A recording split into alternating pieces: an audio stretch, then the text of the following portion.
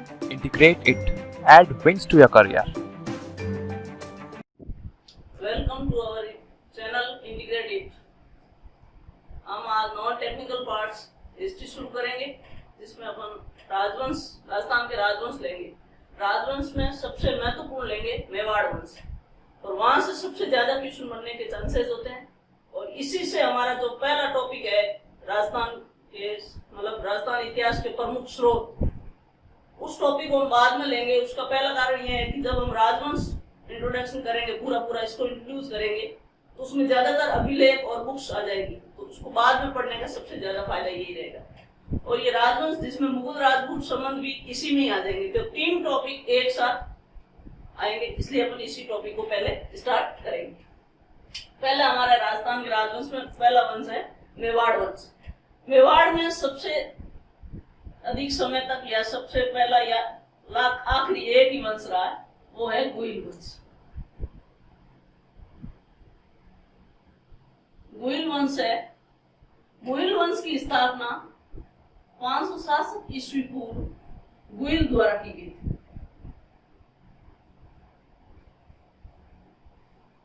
गुइल शिलादित्य वह पुष्पावती का पुत्र था।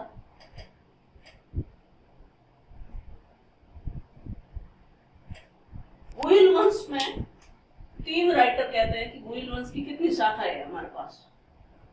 तो एक नूणा नैन्सी,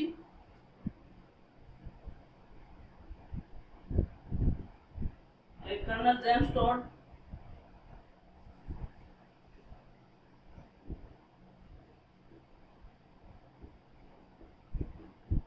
ये कहते हैं कि हमारे पास 36 शाखाएं हैं।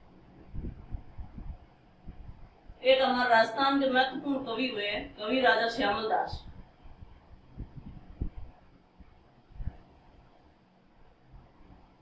कवि राजा श्यामल दास कहते हैं कि गुइल वंश की 24 शाखाएं हैं। सबसे प्राचीन वंश होता है गुइल वंश।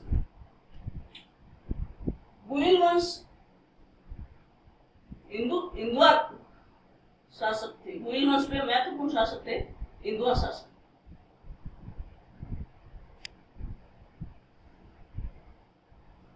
इनका जो पहला और सबसे ज्यादा प्रतापी शासक हुआ है वो बापा रावल। बापा रावल का वास्तविक नाम कालभोज। बापा रावल का वास्तविक नाम कालभोज था।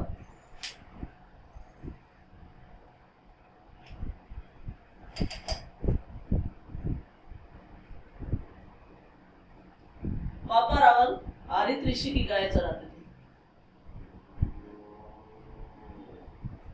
इसमें एक छोटी सी स्टोरी है कि हरित ऋषि के गाय चराते थे बापा रावल, और एक बार हरित ऋषि ने बापा रावल को बोला कि आप थोड़ा जल्दी आना आज गाय वाय चरा के, क्योंकि उस दिन जो है हरित ऋषि के प्रणायन का समय था।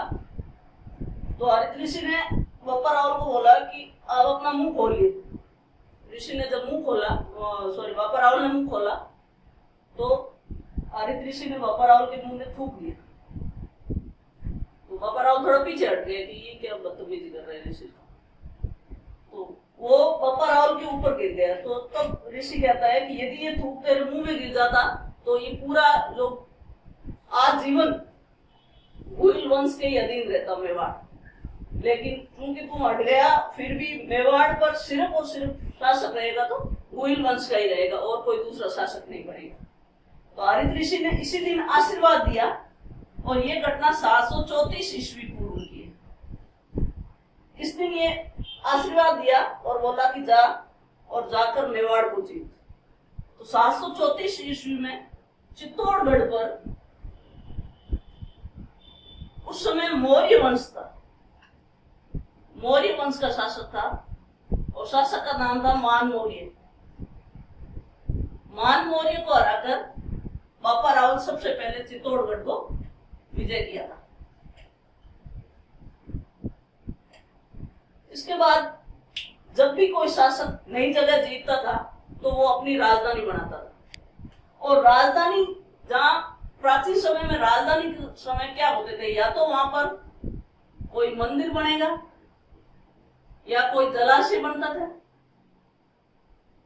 जब भी नई राजधानी बनाते थे या तो कोई नया मंदिर बनाते थे या फिर कोई जलाशय बनाते थे। तो बापा रावल ने कैलाशपुरी में एक मंदिर बनाया। कैलाशपुरी में एकलिंग जी का मंदिर बनाया।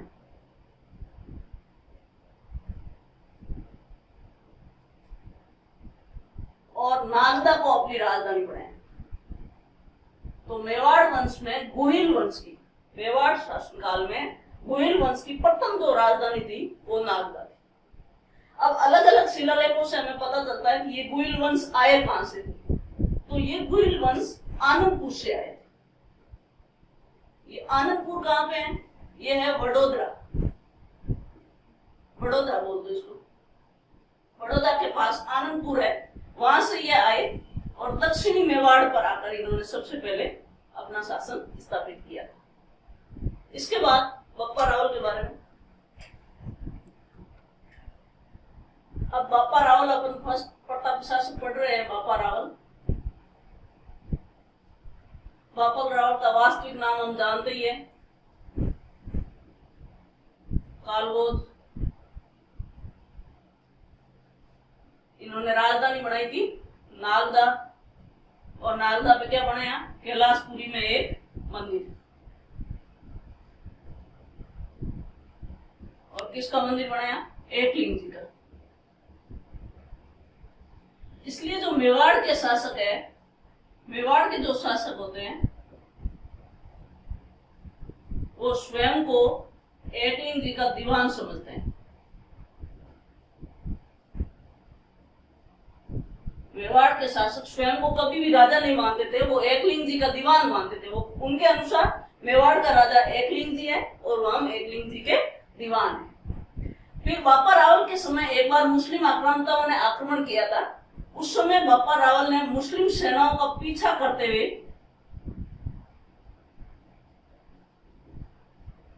गजनी तक गए थे और गजनी का शासक था सलीम। उस सलीम को हटाया और वहां पर अपने भांजे को राजा बनाया।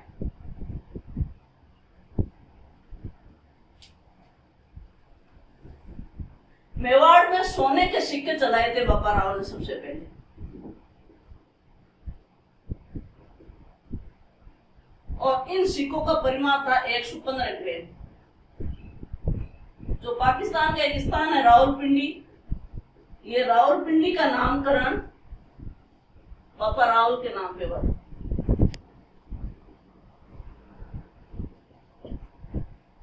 बापा रावल की उपाधियों में इनकी उपाधियां देखें।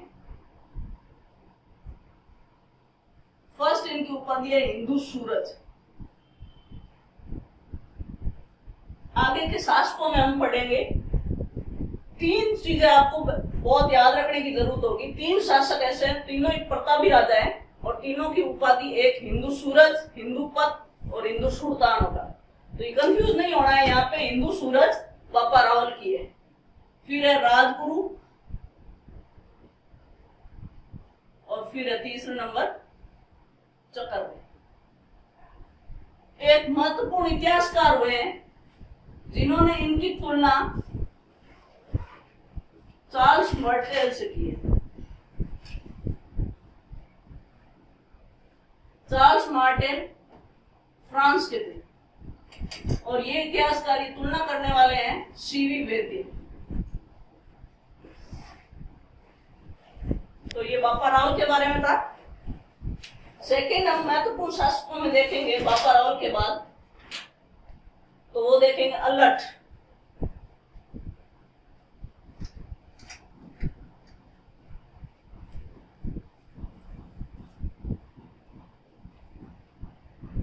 दूसरा शासक आता है हमारे पास अल्लट।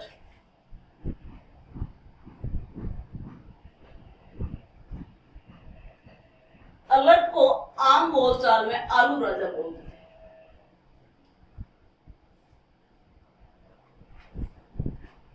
अल्लट ने महत्वपूर्ण 3 कार्य किए मेवाड़ में।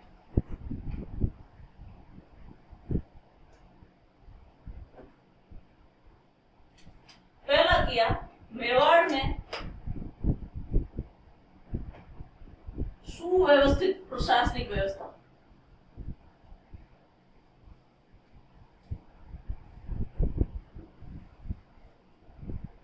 सुव्यवस्थित प्रशासनिक व्यवस्था प्रारंभ की।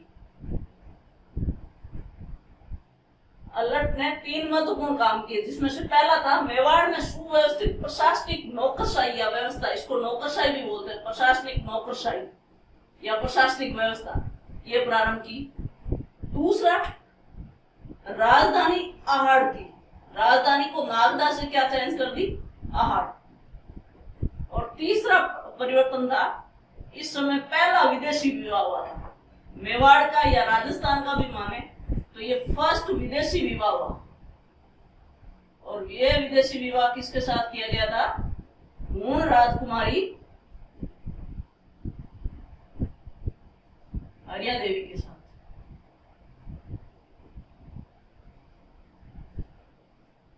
तो आलू राजा अलर्ट, जिसके 3 हमें बातें याद रखनी है। इन्होंने नौकरशाही स्टार्ट की थी सुव्यवस्थित तरीके से, हालांकि इससे पहले भी था, लेकिन सुव्यवस्थित तरीके से नौकरशाही, जिसकी दूसरी राजधानी परिवर्तन करके आहड़ की थी। और तीसरी, यहाँ पे फर्स्ट विदेशी विवाह हुआ था, और ये विवाह किसके साथ हुआ था, मूण राजकुमारी हरिया देवी के साथ।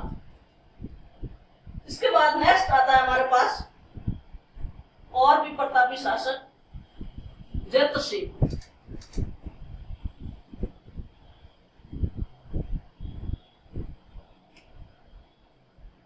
तीसरे नंबर पे आता है जैत सिंह, या यूं कहे कि ये ऐसा शासनकाल था, इस समय का शासनकाल मेवाड़ का स्वर्ण काल था, मेवाड़ का स्वर्ण काल था। देखो दोस्तों, मेवाड़ पे हमेशा से दिल्ली से आक्रमण होते रहे हैं स्टार्टिंग से। तो इस समय भी दिल्ली में एक गुलाम वंश का शासक था इल्तुतमिश।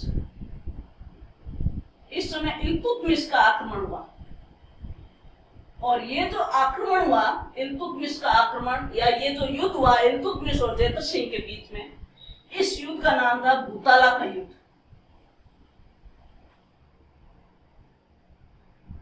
और ये युद्ध हुआ था 1234 के आसपास। इस युद्ध की जानकारी हमें मिलती है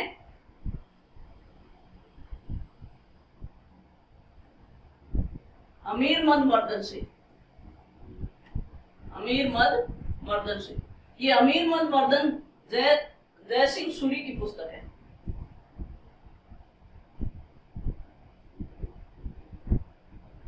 इस युद्ध में जैत सिंह विजय हुआ था। ये युद्ध हुआ था इल्तुतमिश वर्सेस जैत सिंह, और जैत सिंह इसमें विजय हुआ था। तो इसी से हम ये अनुमान लगा सकते हैं कि मेवाड़ उस समय भी कितना पावरफुल रहा होगा, जिसने दिल्ली के शासन को हिला के रख दिया था। तो इल्तुतमिश की जो लौटती हुई सेना थी, इसकी लौटती हुई सेना ने, वापस जाती हुई सेना ने नागदा को पूरी तरह तहस नहस कर दिया था।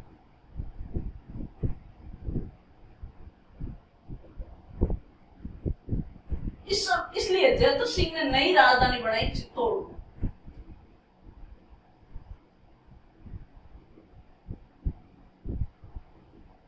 तो ये हमें ध्यान रखना है कि चित्तौड़ को राजधानी बनाने वाला कौन सा शासक था, जैत सिंह था।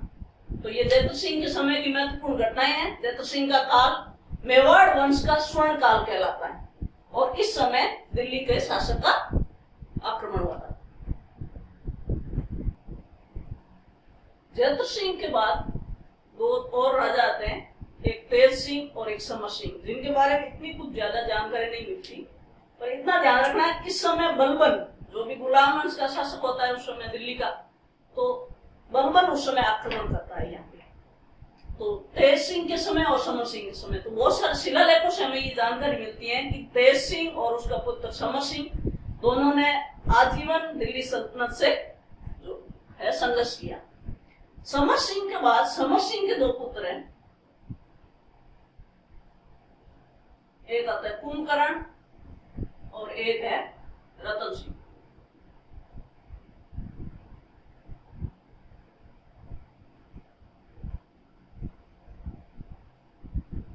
कुंभकर्ण ने नेपाल जाकर गुइल वंश की स्थापना की। नेपाल में गुइल वंश की स्थापना की और आज भी नेपाल का जो शासन है, या अभी तो वहां पे लोकतंत्र स्थापित हो गया, लेकिन नेपाल का जो राजवंश है उनके वैवाहिक संबंध आज भी मेवाड़ के साथ है। तो वहां पे जब लोकतंत्र स्थापित हो रहा था और वहां पे शासन को हटाया जा रहा था, शासक को, तो वो दौड़कर मेवाड़ आए थे। ठीक है। और रतन सिंह यहाँ के रावण शाखा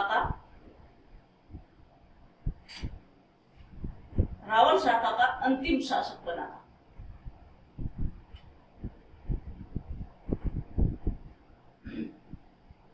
रतन सिंह राजा बना था उस समय 1303 ईस्वी की घटना है। यहाँ पे अलाउद्दीन खिलजी को हम एक एक के नाम से लिखेंगे अभी यहाँ पूरा। अलाउद्दीन खिलजी ने मेवाड़ पर आक्रमण किया यहाँ पे। अब यहाँ पे आक्रमण के कारण, यहाँ पे चित्तौड़ पर आक्रमण हुआ था एक एक का। अब आक्रमण के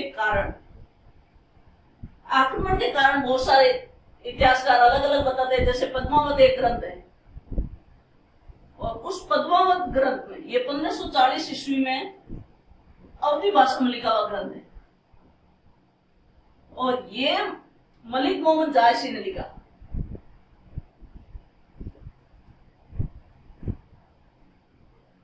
और ये मलिक मोहम्मद जायसी सहसा सूरी का दरबारी था। मलिक मोहम्मद जायसी ने पद्मावत में ये लिखा कि अलाउद्दीन खिलजी ने रावण रतन सिंह की पत्नी पद्मनी को पाने के लिए, इनकी पत्नी या रानी का नाम क्या था? पद्मनी। रानी पद्मनी को पाने के लिए ये आक्रमण किया। अब हम थोड़ी सी यहाँ पे स्टोरी और देख लेते हैं कि रानी पद्मनी को पाने के लिए क्यों आक्रमण किया। वह यूं था कि एक बार ये रतन सिंह ब्राह्मणों को भोजन करवा रहे थे। एक ब्राह्मण था राघव चेतन नाम का एक ब्राह्मण था। इसकी कुदृष्टि रानी पद्मनी पे पड़ी। रानी पद्मनी वैसे सौंदर्य इनका बहुत ही अद्भुत था, इसलिए राघव चेतन की इस पे कुदृष्टि पड़ी। राजा रतन सिंह ने राघव चेतन को मेवाड़ से निष्कासित कर दिया। ये राघव चेतन के लिए बहुत ही अपमानजनक था। ये यहाँ से अलाउद्दीन खिलजी के पास गया और खिलजी को भड़काया कि देख वहां पे जाके राजा रतन सिंह की पत्नी बहुत ही सुंदर है, तो यहाँ क्या कर रहा है, वहां जाके आक्रमण कर। जैसा कि ये पद्मावत में अब ये इसने मलिक मोहम्मद जायसी ने कहा। और हालांकि मलिक मोहम्मद जायसी का समर्थन भी किया है कर्नल टोर और उसने नूनोत नैन सिंह ने।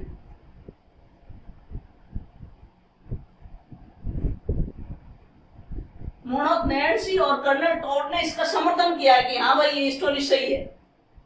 हालांकि ये 1303 की घटना है, पद्मावत लिखी गई 1540 में, बहुत गैप है इसमें, फिर भी यहाँ पे कहा गया कि हाँ इसकी ये स्टोरी सही है इन दोनों इतिहासकार ने। लेकिन सूर्यमल मिश्रण कहते हैं कि नहीं, ऐसी स्टोरी में कोई दम नहीं है। हम पहले भी जानते हैं कि जैतर सिंह के समय, तेज सिंह के समय, समर सिंह के समय यहाँ पे मेवाड़ पे आक्रमण होते रहे हैं। तो ये आक्रमण मेवाड़ के सामरिक महत्व को लेकर हुए, मेवाड़ के सामरिक महत्व को लेकर हुए।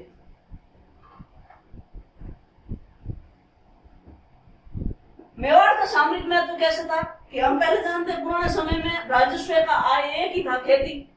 तो मेवाड़ है मालवा और गुजरात जाने के रास्ते में बीच का एक ही पात्र, बीच का ये कहते हैं चौराया था। यहाँ पे आप मेवाड़ जाना, आपको मालवा जाना है तो भी वहां से चित्तौड़ से होकर गुजरना पड़ेगा, गुजरात जाना है तो भी चित्तौड़ से होकर गुजरना पड़ेगा। और चित्तौड़ के ऐसे शासक हुए थे कि हर बार दिल्ली के शासकों से इन्होंने टैक्स वसूला आते जाते हुए, या फिर उनकी सेनाओं को परेशान किया। तो इनका एक ही मकसद हुआ करता था कि यदि मेवाड़ जैसे भी करके यदि हमारे अधीन आ जाता है तो हमें ये एक राजस्व में भी फायदा मिलेगा और दूसरा हमें इनको टैक्स भी नहीं देना पड़ेगा। और हम ये जानते हैं कि इतिहास में अलाउद्दीन खिलजी ने बहुत सारे राजस्व सुधार किए थे। तो अलाउद्दीन खिलजी इतना भी पागल नहीं था कि एक रानी को प्राप्त करने के लिए ये आक्रमण कर दे। हालांकि इतिहासकारों की अपनी अपनी राय है। उसका मेन कारण था मेवाड़ का सामरिक महत्व। दूसरा इसका कारण था चित्तौड़ का बढ़ता हुआ प्रभाव।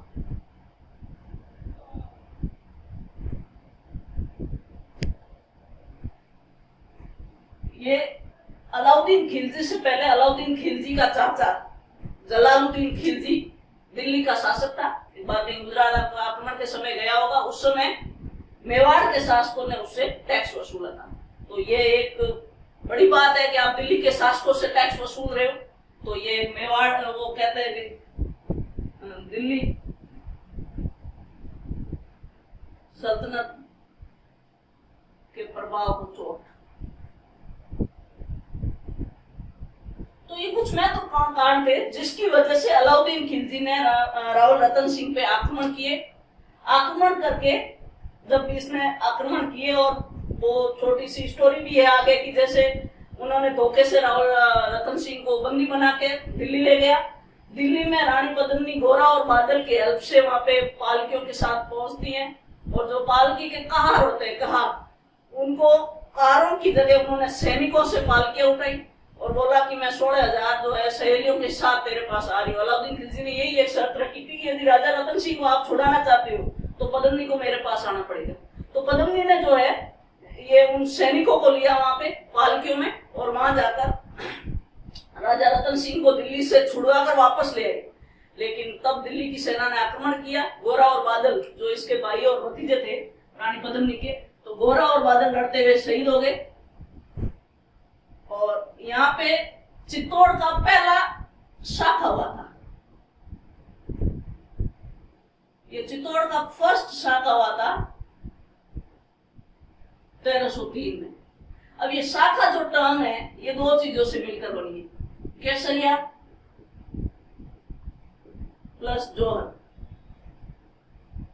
केसरिया पुरुष करते थे और जोहर महिलाएं करती थी। पुरुषों के युद्ध में जाने से पहले महिलाएं एक पूरा कुंड होता था, अग्नि कुंड, उसमें अपनी लीला खत्म कर लेती थी। और उसके बाद पुरुष ये निश्चित हो जाते थे कि अब उनके आत्मसम्मान को कोई ठेस नहीं पहुंच रही है। और उनको ये लगता था राजपूत शासकों को, जैसे हम नहीं जीत पा रहे हैं, फिर भी यदि हम दुश्मन सेना का ज्यादा से ज्यादा अहित कर सके, यदि एक सैनिक भी 10 सैनिकों को लेके मरे तो उनका दुश्मन सैनिकों का अहित ज्यादा होगा, दुश्मन सेना का अहित ज्यादा होगा। इसीलिए कैसरिया किया जाता था। तो कैसरिया और जोहर जब दोनों मिलते थे तो शाखा होता था। और ये राजस्थान का दूसरा शाखा था और चित्तौड़ का फर्स्ट शाखा था। इसी शाखा की घटना में एक अर्ध शाखा भी प्रसिद्ध है। जो हम जैसलमेर का इतिहास पढ़ेंगे तब हम देखेंगे कि एक अर्ध शाखा भी हुआ था। अर्ध शाखा में हुआ यूं था कि जैसलमेर में लूणकरण शासक था, उसके समय कैसरिया तो हो गया, लेकिन महिलाओं को जोर करने का समय नहीं मिला, इसलिए वो इतिहास में अर्ध शाखा के रूप में भी प्रसिद्ध हुआ। तो इस समय चित्तौड़ में फर्स्ट शाखा हुआ था। चित्तौड़ पर अलाउद्दीन खिलजी का शासन हो गया और अलाउद्दीन खिलजी ने यहाँ पे लगभग 30,000 लोगों का कत्लेआम करवाया था। ये चित्तौड़ की एक हर घटना है। जब आगे जाके अकबर भी 30,000 लोगों का कत्लेआम कराता है। तो ये 30,000 को गिनकर नहीं करवाते थे। चित्तौड़ के किले की जो आवासीय लोगों की रहने की क्षमता थी वो लगभग 30,000 लोगों की थी। और जब उनको कुछ भी नहीं मिलता था, वहां पे जोर हो गया था, शाखा हो गया था, तो फिर उन लोगों ने गुस्से में आकर आम जनता को मारना शुरू कर दिया। अब चित्तौड़ पर अलाउद्दीन खिलजी का शासन हो गया। एके ने इसका नाम खिजराबाद रखा। खिजराबाद। और ये चित्तौड़ का किला अपने बेटे खिजर खां को, एक का सबसे बड़ा बेटा था खिजर खां को यहाँ पे सौंप दिया। चित्तौड़ का किला खिजर खां को सौंप दिया, ये वापस चला गया। खिजर खां यहाँ बेटा क्या कर रहा, बोर हो रहा था। उसने कहा क्या करूं, चित्तौड़ का किला किस नदी पर बना हुआ है, गंभीरी नदी पे। तो इसने भी एक गंभीरी नदी पर एक पुल बना दिया। गंभीरी नदी पर पुल बनाया, वो तो ठीक है, पर पुल बनाने के साथ में एक मकबरा भी बनाया। मकबरा बनाने के साथ में एक फारसी भाषा का लेख भी लिखवाया। और इस लेख में ये कहता है कि एक है जो ईश्वर का अवतार या ईश्वर की छाया और लोगों का या संसार का रक्षक। इसमें एक है अलाउद्दीन खिलजी को ईश्वर की छाया प्लस संसार का रक्षक बताया। तो इस तरह खिजरगाह यहाँ काफी समय तक रहा और फिर बोर होकर चला गया और ये किला इसने खिजरगाह ने सौंप दिया मालदेव सोनगरा को। ये मालदेव सोनगरा वही है जो इतिहास में मूछाड़ा मालदेव के नाम से प्रसिद्ध है। मालदेव सोनगरा इतिहास में इनको मूछाड़ा मालदेव बोलते हैं।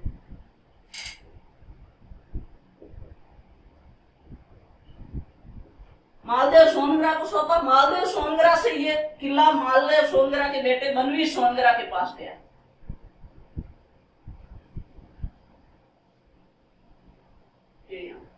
इसके बाद बनवीर सोनगरा को हराता है सिसोदिया शाखा का। सिसोदिया शाखा जैसे मेवाड़ में एक कर्ण सिंह के दो पुत्र हुए थे। कर्ण सिंह के दो पुत्र थे श्याम सिंह और राहब। कर्ण सिंह के दो पुत्र हुए थे। ये एडिशनल नॉलेज है, थोड़ा ध्यान रख लेना। श्याम सिंह और राहब। ये श्याम सिंह ने तो रावण शाखा की स्थापना की और राहब ने सिसोदिया शाखा की स्थापना की। सिसोदा ग्राम बसाया और इस सिसोदा ग्राम में सिसोदिया वंश की स्थापना की। वंश तो गोयल वंश ही है लेकिन सिसोदिया शाखा, ये सिसोदिया शाखा की स्थापना की। ये थोड़ा इसमें ध्यान रखना। तो रावण शाखा का तो अंतिम शासक था रतन सिंह, जो हमने पढ़ा अलाउद्दीन खिलजी ने आक्रमण किया था उस समय यहाँ पे शाखा हो गया और रावण शाखा पूरी समाप्त हो गई थी। अब यहाँ से राहब सिसोदिया ग्राम का ये एक मेन शासक होता है अमीर। सिसोदिया शाखा के राजाओं ने अपनी जो उपाधि लगाई वो राणा लगाई। इसके बाद मेवाड़ के शासकों ने अपनी उपाधि राणा रखी। उससे पहले रावल उपाधि थी और ये राणा अमीर। राणा अमीर ने बनवीर सोनगरा को हराया और बनवीर सोनगरा से चित्तौड़ को वापस लेकर आए। तो राणा हमीर को कुमलगढ़ प्रशस्ति में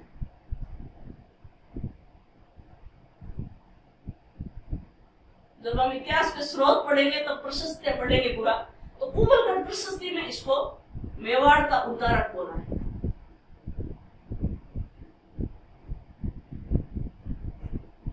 या इसको विषम घाटी पंचानन बोला है। विषम घाटी पंचानन। विषम घाटी का मतलब होता है विकट समय में और पंचानन सिंह का पर्यायवाची होता है। तो विकट समय में सिंह के समान स्तर रहने वाला शासक होता है विषम घाटी पंचानन। तो ये राणा हमीर की एक महाराणा कुंभा की एक टीका है रसिक प्रिया। रसिक प्रिया में राणा हमीर को वीर राजा की उपाधि दी है।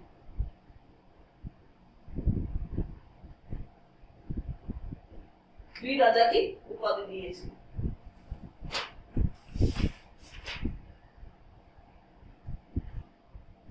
ये जो बनवीर सोनगरा से किला वापस लिया था, ये लिया था 1326 में। तो ये हम कह सकते हैं कि मेवाड़ वंश से, गोइल वंश से ये चित्तौड़ कितना दूर रहा था। 1303 में ये अलाउद्दीन खिलजी ने जीता था और 1326 में इसको वापस राणा हमीर ने जीता। इसको राणा हमीर ने मेवाड़ की इष्ट देवी, मेवाड़ वंश का मतलब गोइल वंश ही है क्योंकि और किसी वंश ने यहाँ पे शासन नहीं किया। गोइल वंश की इष्ट देवी बरवड़ी माता का मंदिर बनाया।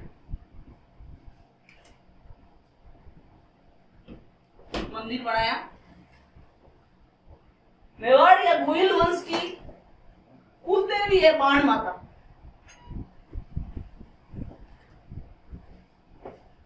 कुल देवी है बाण माता। ये राणा हमीर के बारे में था। राणा हमीर ने 1326 से लेकर 1364 तक शासन किया था।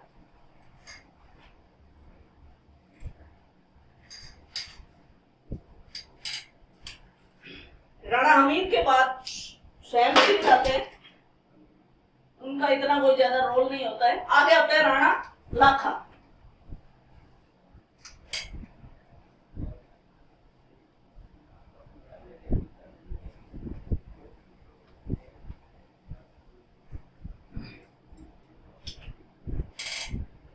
इसके बाद आते हैं राणा लाखा।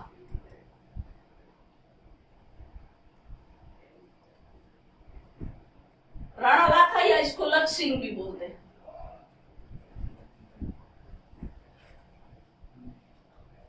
इनका जो शासनकाल होता है 1382 से लेकर 1421 तक।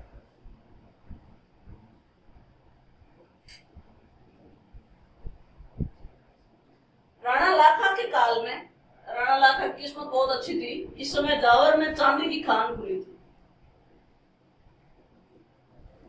चांदी की खान निकली, या चांदी की खान से चांदी खूब निकली थी। इसमें चांदी की खान मिली थी जावर में। एक पिछोला झील का निर्माण भी इस समय हुआ था। पिच्छू नामक एक बंजारे ने इसका निर्माण करवाया था, पिछोला झील का। और पिछोला झील में एक नटनी का चबूतरा बना हुआ है। इस नटनी के चबूतरे के बारे में भी एक छोटी सी स्टोरी है। ये यूं है कि राणा लाखा है जो थोड़ा अफीम ज्यादा खाते थे, तो एक बार पिछोला झील के किनारे बैठ के अफीम खा रहे थे और मतलब बैठे थे। इस समय एक नटनी थी जो झील के, जैसे ये झील है, झील के दोनों तरफ एक रस्सी बांधकर ये रास्ता पार कर रही थी। तो राणा लाखा ने कहा कि तू ये असफल प्रयास मत कर फालतू, कि नहीं मैं ये कर सकती हूँ। अच्छा ऐसा कर सकती है तो मैं तुझे आधा राज्य दे दूंगा, मेवाड़ दे दूंगा। ये अफीम के नशे में बोल तो दिया। बाकी सरदारों को पता चला कि मेवाड़ आधा राज्य एक नटनी के हाथ में चला जाएगा, फिर कैसे रहेगा। फिर एक तय सीमा तक ये कंपटीशन शुरू हुआ। पिछोला झील के ये दोनों तरफ एक रस्सी बांधी गई और ये नटनी है जो इस रस्सी को पार कर रही थी। तब वहां पे सरदारों ने थोड़ी चाल की और ये जो लगभग बीच में ही आई थी, तो उस समय क्या किया, इसके बच्चे को लाके पीटना शुरू कर दिया। तो कोई भी माँ होगी वो अपने बच्चे को रोता देख के विचलित होगी, उसका ध्यान भंग हो गया और ये इस झील में डूब के मर गई थी। इसलिए यहाँ पे नटनी का चबूतरा बनाया गया। इसके पीछे यही कारण है। राणा लाखा की शादी हुई थी बूंदी के आड़ा रानी, बूंदी की आड़ा वंश की रानी, जो मतलब राजकुमारी से हुई थी। ये राजकुमारी को मेवाड़ घुमा रहे थे और घुमाते घुमाते कहा कि हाँ भाई महारानी साहब को मेवाड़ कैसे लगा। तो रानी भी बड़ी वो कहते हैं ना पियर वंश की थी, ज्यादा वो उसकी तरफ थी। तो ठीक है मेवाड़ तो अच्छा है पर इसमें बूंदी वाली बात नहीं है। डोगरे को गुस्सा आ गया। गुस्सा आते ही इसने कहा कि चलो अब तो हम करेंगे बूंदी पर आक्रमण। बूंदी पर आक्रमण होगा अब तो। सरदारों ने वापस समझाया कि भाई कल तो तूने वहां तोरण बांधी थी, आज जाकर तू आक्रमण कर रहा है, लोग क्या कहेंगे। कि लोग गए तो कहता रहे मैं यहाँ पे है जो आक्रमण करूंगा। तो लोगों ने कहा कि देख आक्रमण कर ले, ऐसा कर एक नकली बूंदी का किला बना दे और उस पर आक्रमण करके तेरा गुस्सा शांत कर ले। क्या अच्छा ठीक है, एक नकली बूंदी का किला बनाया, नकली किला बनाया एक बूंदी का और उस पर आक्रमण हुआ। अब आक्रमण किया तो उस समय बूंदी वालों में भी तो स्वाभिमान था। तो इस रानी का भाई था कुंभाड़ा, छोटा सा ही लड़का था, लगभग 15-16 साल का कुंभाड़ा। कुंभाड़ा ने कहा कि बूंदी चाहे नकली और असली हो ऐसे तो नहीं आ रही थी, उस पर सामना करेगा। सरदारों ने फिर समझाया कि भाई ये तो मान नहीं रहा है, तू तो मान जा कि नहीं मैं तो इसका जो है स्वाभिमान, मेरा स्वाभिमान ऐसे नहीं गिरने दूंगा। बूंदी की तो रक्षा होगी चाहे वो नकली हो और असली हो। कुंभाड़ा नकली बूंदी की रक्षा करते हुए इस समय शहीद हो गया। तो ये भी एक क्वेश्चन है, कभी याद आ जाए एग्जाम में पेपर बनाने वालों को, तो कुंभाड़ा की भी जो है बलिदान व्यस्त नहीं जाएगा। इसके बाद राणा लाखा की शादी होती है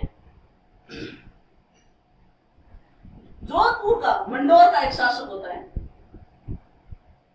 रणमल। रणमल के पुत्र होता है चुंडा और बेटी है हंसाबाई। रणमल ने कहा कि चुंडा जा और ये नारियल लेकर राणा लाखा के दरबार में जा, लेकिन राणा लाखा का बड़ा पुत्र जो लगभग युवराज घोषित हो चुका था और राणा लाखा के शासन कार्य में हेल्प भी कर रहा था, वो था चुंडा। लेकिन ये चुंडा कौन सा है? ये चुंडा है राणा लाखा का पुत्र, और वो लाने वाला भी चुंडा ही है। वो सॉरी, चुंडा के पुत्र है रणमल, चुंडा के पुत्र रणमल और हंसाबाई। तो रणमल लेकर आता है नारियल राणा लाखा के दरबार में और चुंडा के लिए लेकर आता है। ये चुंडा राणा लाखा का पुत्र है। चुंडा कोई शासन कार्य से बाहर गया हुआ था, राणा लाखा बीच में अकेले थे, पीछे दरबार बैठा हुआ था। तो ये लेकर आए नारियल और लाखा कहा ये किसके लिए नारियल? तो इसने कहा कि भाई ये तो है जो चुंडा के लिए, नारियल युवराज चुंडा के लिए। तो राणा लाखा ने कहा कि हाँ, अब हमारे इस उम्र में कौन नारियल लेकर आएगी? तो फिर सरदारों ने हंसी उड़ाई, दरबारी थे, उन्होंने कहा कि ले डोगरे को अभी भी इसको नारियल चाहिए। सब लोग हंसने लगे। इसी समय चुंडा एंटर होता है दरबार में। इसने देखा कि यार मेरे पिता की यहाँ हंसी उड़ाई जा रही है। ये रणमल के पास जाता है, कहता रणमल अपनी बहन की शादी मेरे पिता से करवा। पागल है क्या, आप कौन करवाए भाई तेरे पिता से शादी? तो राजा तो तू बनेगा, मेरी बहन की बेटे को क्या मिलेगा? तब ये चुंडा कहता है कि मैं ये प्रतिज्ञा करता हूं कि मैं मेवाड़ का है जो शासन छोड़ देता हूं।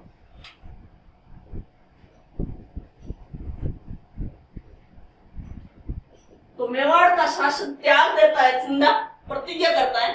इसलिए इसको मेवाड़ का भीष्म पितामह कहते हैं। इसलिए मेवाड़ का भीष्म पितामह कहते हैं, क्योंकि भीष्म ने भी प्रतिज्ञा की थी और राज्य छोड़ा था। इसलिए चुंडा को मेवाड़ का भीष्म पितामह कहते हैं। और चुंडा है जो राणा लाखा और हंसाबाई के पुत्र के पक्ष में अपने अधिकार का त्याग किया था। तब वहां पे उपस्थित जो सरदार थे उन्होंने कहा कि राणा जो चुंडा है, चुंडा की ये बलिदान वेस्ट नहीं जाना चाहिए, चुंडा को कुछ तो विशेष अधिकार मिलने चाहिए। इसलिए इस समय चुंडा को कुछ विशेष अधिकार दिए गए थे।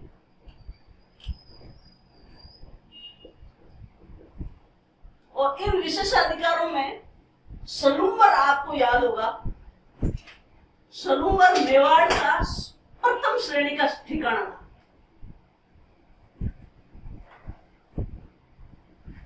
सलूम्बर है वो मेवाड़ का प्रथम श्रेणी का ठिकाना था।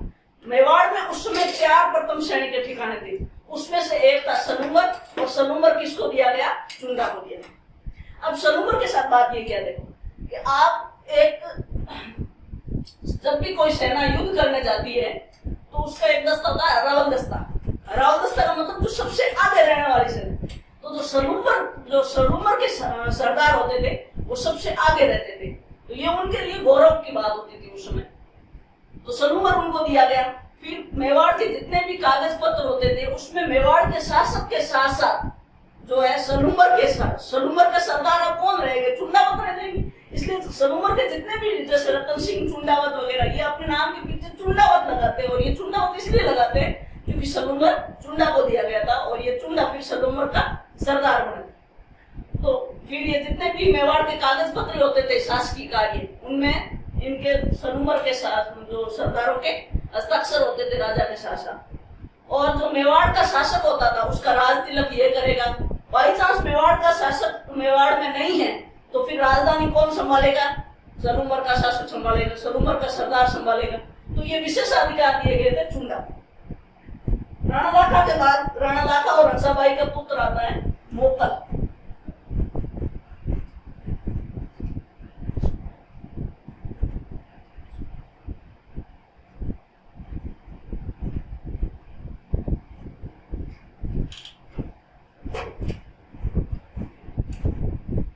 मोकल बनता, राणा मोकल। ये 1421 से लेकर 1433 तक है।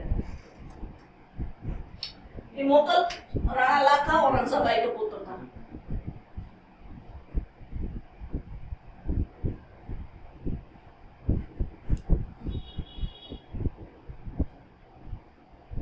जब राणा लाखा की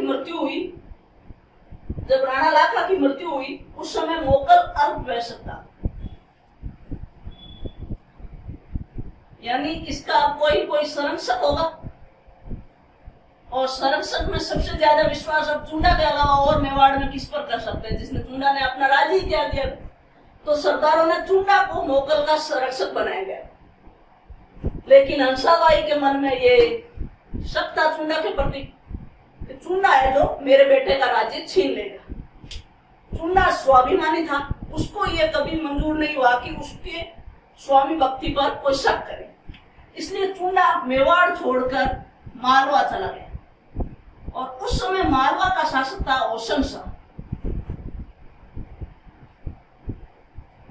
तो होशंग शाह के दरबार में चला गया चुंडा।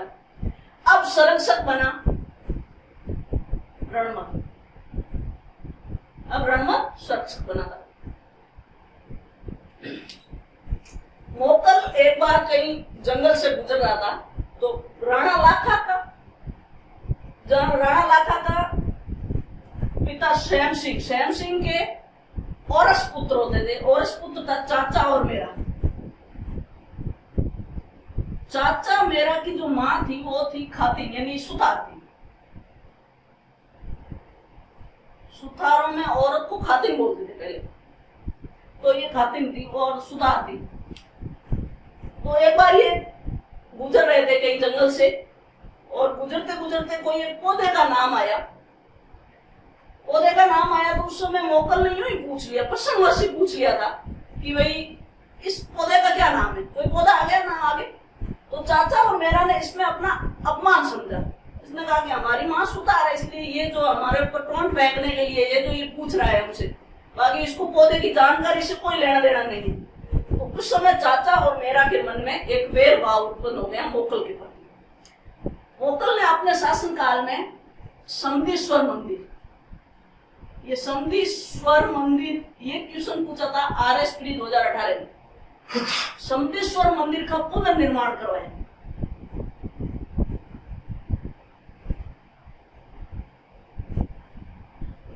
क्वेश्चन ये था कि मोकल का समधेश्वर मंदिर किसका मंदिर है। तो ये मंदिर वो है जिसका निर्माण भोज परमार ने करवाया था। एक बार बीच में शक्ति कुमार करके कोई शासक आया था मेवाड़ में, उस समय वो कमजोर शासक था, और मालवा का शासक था पुंज। तो पुंज का वहां पे अधिकार हो जाता है, और पुंज का एक बेटा होता है भोज परमार। तो भोज परमार उस समय त्रिभुवन नारायण का मंदिर का निर्माण करवाता है, त्रिभुवन नारायण मंदिर। तो ये वही त्रिभुवन नारायण मंदिर है जो मोकल का समधेश्वर मंदिर है। इस समधेश्वर मंदिर का पुनर्निर्माण मोकल करवाता है, और यही RS का क्वेश्चन था, RSP का। एकलिंग क्या करता है, तो एकलिंग जी के मंदिर है, एकलिंग जी के मंदिर की 4 दीवारी बनाते हैं।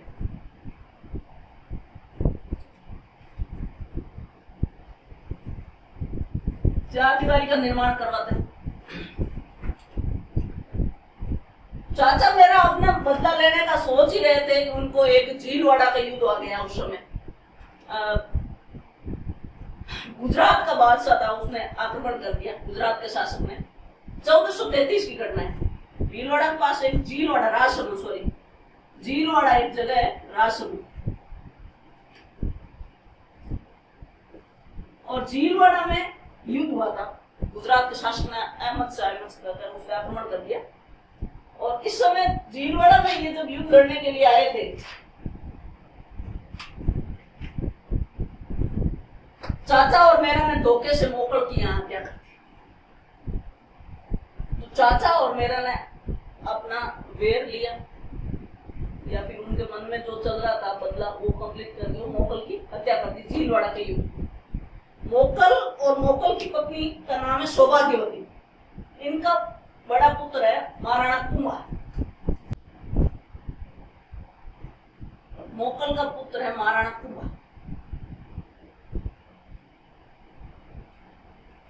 मेवाड़ का एक महान शासक महाराणा कुंभा, मोकल और सौभाग्यवती का पुत्र।